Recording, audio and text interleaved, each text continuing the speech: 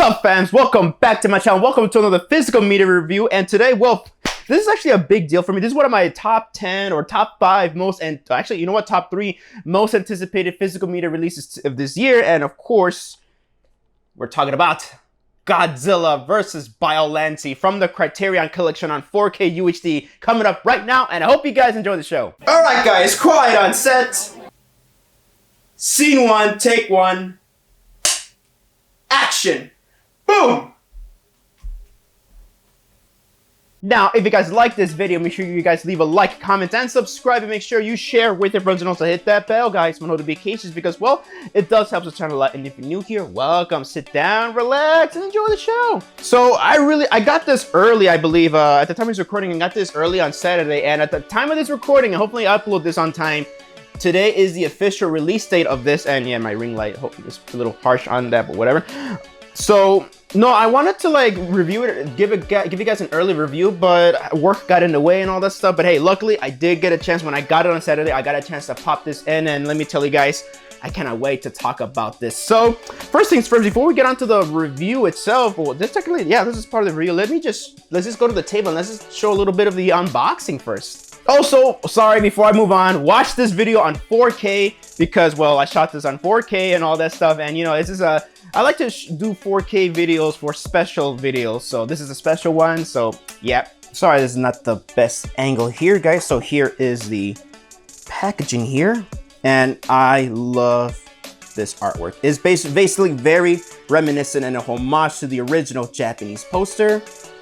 Here we got the spine number 1254, and it's out of focus, but yeah, but I'm pretty sure you guys can see that. And here is the back. Godzilla vs Biollante. Very nice, very freaking nice. Open it up here.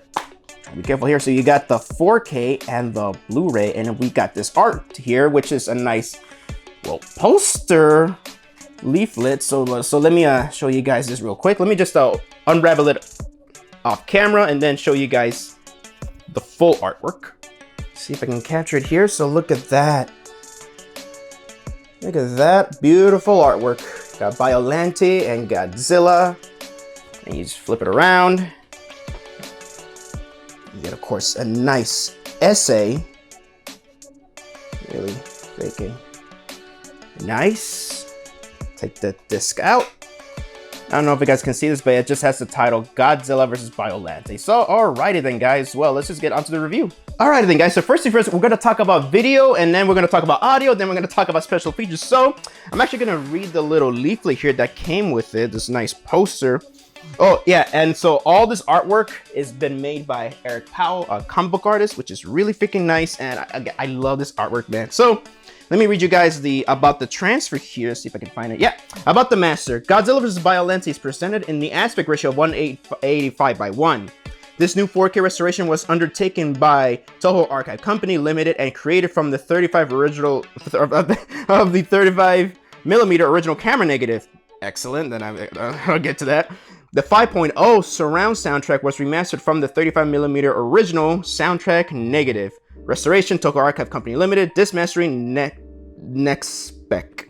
So yeah, so the aspect ratio is 1:85:1, and surprisingly, but here's the thing, I'll explain this. It does have HDR, but I'll explain to that. I think it's more of a container than a true HDR. But before that, what are my overall thoughts on the picture quality, guys? I gotta say, this is immaculate as hell. So I have, of course, still the original Godzilla vs. Biollante Echo Bridge DVD. And of course, this is better, but not because of that. Well, here's the thing. Both the DVD and the Blu-ray used an outdated 2008 Telecine Master, which is in a way sub HD. So it's more 1080i than 1080p. So finally, we get a true, not only a true 4K, but we also, a native 4K, but also we also get a proper raw film scan here that's not compressed like a JPEG image. So overall, guys, it is night and day here with this. So, oh my god, the colors really pop. But then again, at the same time, there's this muted look to it. So, but the colors pop, but they're not overly vibrant like color bleeding and all that stuff. But overall, it has this muted natural look. But again, the colors pop. There's a lot of greens, blues, and some yellows, and some nice whites. Whites look whites, blacks look black, and I didn't notice any black or gray crush here and there, which is excellent, guys. So a lot of the scenes are so razor sharp, and you can tell like there's like some grain management, or aka DNR, maybe some edge enhancement, but the source is amazing. And no, you can clearly tell there are some moments where like you could tell like they try to clean as much grain as they can with noise reduction, or just grain management. We're gonna call it that because, you know, I'd like to call it that because it's not really bad. I mean, I'm not a fan of DNR, but here's the thing, the DNR was used very well here. It was well intended because, in my opinion, it doesn't obliterate any detail, which is really good. You don't lose any detail. So you see every detail out of the shadows and everything. Details that I've not even noticed before. And you know what? I love that there's no revisionism here because the wires there are more present in there. And you know what? I love it. I don't care. I love it. There's some scenes with the Super X, you can clearly see the wires more often, but I love the wires, man. It's part of the craftsmanship, and I'm so glad they did it. That Toho did not use any revisionism, like any like AI or like freaking, you know, CG paint to brush those off, because, you know, it's part of the craft, it's part of the film, and I love it. It's part of the charm here. And speaking of special effects, Godzilla, like Gojira 1954, he is the highlight, man. He is this 4K transfer shines when he's on screen. He is amazing. And also the people, the human characters are great. Miki Sugusa and everybody looks great. Their skin tones look natural. They don't look oversaturated and all that stuff. And it's perfect in my opinion. This transfer looks very, very perfect in my opinion. So even though, yeah, there was some grain management, I gotta say it was well done. And also, you know what? I am glad that it's not this AI. They didn't use any AI restoration bullshit. So yeah, no, I'm glad though. This is amazing, man. So back to the HDR. So here's the thing, when I pop this in, I have a Sony X800 Mark II or something like that, which I'm gonna replace one day with a Panasonic, the 500. I think it's whatever. So, so when I popped this in, of course I had Dolby Vision turned off, because of course there's no HDR in this. But when I popped it in, HDR was being outputted. It didn't mess with the colors or anything like that. So here's my theory on why there's some, because I've seen it on the Blu-ray forums too, but there is HDR, but it's like SDR levels. So here's my theory. Here's my theory on this. Every Toho 4K Blu-ray of the Godzilla franchise, basically classic Godzilla, they're done they're done in SDR, but they're done in this, again, I'm gonna get technical here, guys, so hopefully I don't lose you guys with this. They were finished at BT 2020, which I've heard that is HDR 10, you know, grading levels of color. Unlike REC 709, which is like SDR. I'm pretty sure I'm wrong here, so let me know down in the comments so you guys can correct me, and I'll pin you guys for that. So yeah, so they were done in BT 2020. So when you watch if you get an imported 4K, if you imported any of the Godzilla films from Japan on 4K, you're gonna have to manually set your TV, unless your TV does it automatically. You're gonna have to set your 4K TV to BT 2020. And after you're done watching the movie, you got to switch it back to REC 709 because it's going to mess with the colors on all the other things. So that's what I've heard. So that's why the colors look great. I think that Criterion added HDR to this because it's as more of a container. So instead of like messing with the colors and remastering in REC 709 in SDR, I think they just put it in this HDR container. They added HDR like an output, I believe. I don't know what I'm really talking about. So they just added HDR so they don't have to like tinker with the colors and all that stuff. Basically an HDR container, as I believe, because it's instead of just like, again, tweaking and messing with it, they decided to leave it as is and just put HDR on it so that it, like, you know, nothing will be messed with. Unlike Gojira 1954, where they did remaster it on REC 709, but I think it was easier because that's a black and white color film. So yeah, even though the Japanese Blu-ray is BT 2020, when they remastered in 709, REC 709, again, just getting technical here, for Gojira 1954.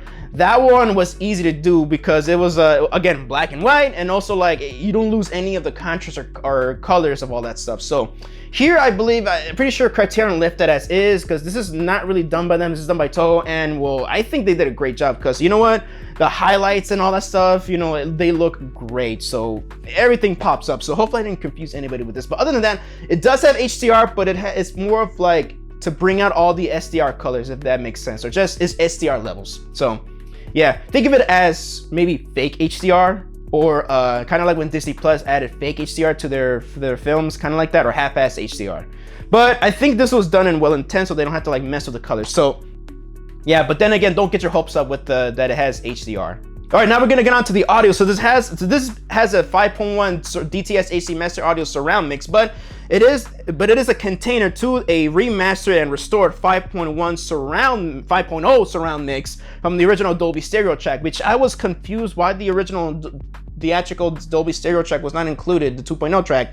But I think it's because, well, here's the thing though, is that I think Toho did a new restoration on the original theatrical mix and decided to up mix it to a surround mix, and it sounds amazing, guys. Just like the picture, it sounds amazing. Dialogue is so fucking crystal clear. Holy shit, man. The score, it sounds the best it can. Godzilla and Biollante, the roars and sound effects, they sound amazing, man. And LFE levels, it's a little faint because of course it's mostly a 5.0 track, but other than that, it sounds great. And there's a bit of bass here and there, which is pretty nice. But then again, I have a Dolby Atmos soundbar home theater system, so of course it's gonna like up, you know, it's gonna add some fake bass to it, but no, or matrix it, yeah.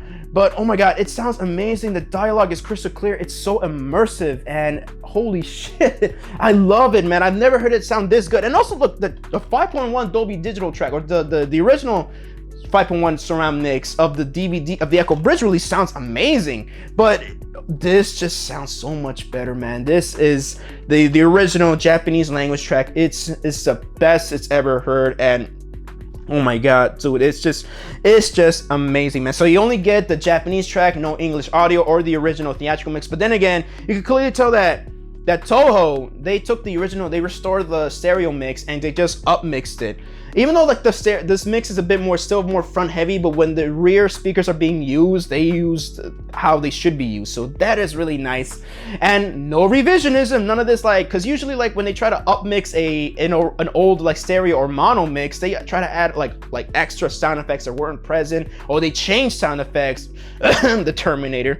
But no, it's so good. I'm glad there was no revisionism on the picture and audio, which is so freaking good. Toho did this again. They did this restoration and it was done with well intent, and I really like that a lot. It would have been nice to have the original Dolby Stereo mix and the English track, but then again, I'm perfectly happy with this new restored surround mix. It is just amazing, man. Again, no revisionism, so that is good. I'm happy with what we got. Special features, boy. Let's just get on to it. We got a new audio commentary featuring film historian Sam Deegan, host of the podcast Eros Plus Massacre, and co-editor of the book Revolution in 35mm. I have not heard that yet, so I'll check it out some other time.